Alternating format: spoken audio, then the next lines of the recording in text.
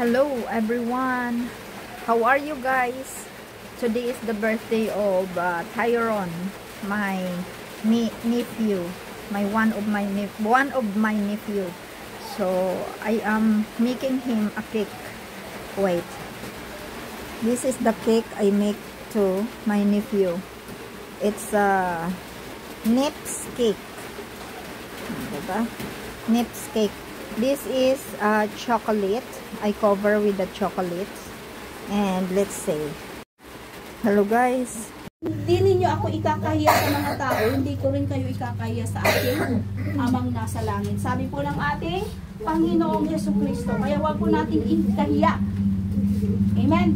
Sabi pa niya dito, separation from sin. Number 3 ba yan? Colossians chapter 3 verse 3. Ang ibig sabihin po ng pagpapabautismo ay para ma-separate po tayo sa kasalanan. Kaya hanggat hindi po tayo nababautismuhan, hindi pa rin po tayo hindi tayo ma-separate sa kasalanan. Hindi tayo matanggal-tanggal sa kasalanan. Amen. So, sabi niya dito sa Colossians 3 verse 3,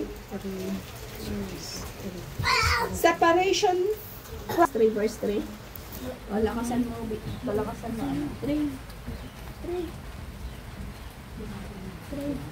Sapagkat namatay na kayo at ang inyong buhay ay nakatago pa Diyos kasama ni Kristo.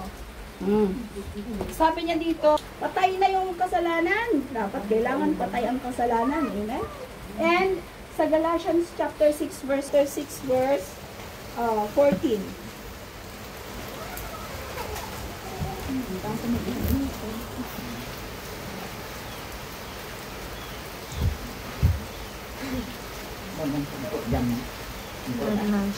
Sabi niya dito, huwag nawang mangyari sa akin na ipagmalaki ko ang sa Romans 6:3 and 4, magiging testimony po natin ang pagbabago ng Panginoon sa atin. Okay, Romans chapter 6 verse 3 and 4. Romans 6:3. Ibig sabihin, mahiwalay po tayo sa kasalanan. Dahil kapag namatay tayo na may sala, hindi tayo makakapasok sa kaharian ng Diyos. Yun po ang ibig sabihin. Kaya habang nabubuhay tayo, mahiwalay tayo sa kasalanan. Hindi yung mamatay na tayo, tsaka rin patay ang kasalanan. Hindi po. Amen. Unahin ang magkapatid. Pero hindi pa firm yung pagkapatid nila or magkaibigan. Hindi ko alam kung paano ko explain, no? Para ma-affirm natin, makamtan natin yung pakikiisa natin sa ating Panginoong Jesucristo. Sabi niya sa Galatia, ito ibang lahi to, iba ako eh. Hindi na po ganun. Kapag nabautismohan po tayo at nagkiisa tayo sa Panginoon, iisa na po tayo. Kaya napansin ninyo, in our church, in our family, magkakaiba tayo ng pamilya, magkakaiba tayo lang ng lingwahe, magkakaiba ng lahi, pero kapag nandun tayo sa church, iisa tayo in the body of Christ. Amen. Maging Hudyo o Hintil, alipin man o malaya, tayong lahat ay binautismuhan sa pamamagitan ng isang Espiritu upang maging isang katawan. Tayong lahat ay pinainom sa isang Espiritu. Amen. Significance na sinasabi dito.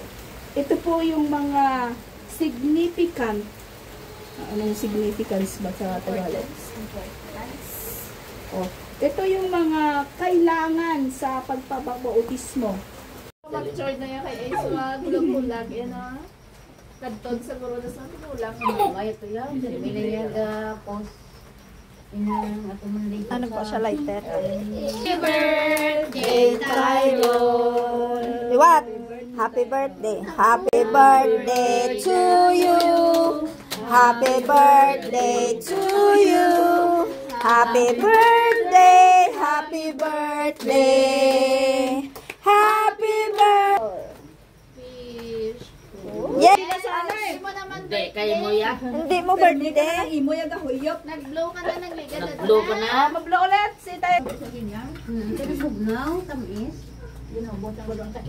Yummy?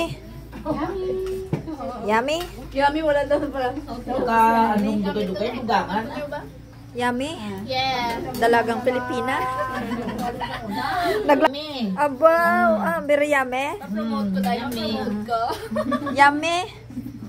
Yummy? Kaya man na subscriber mo.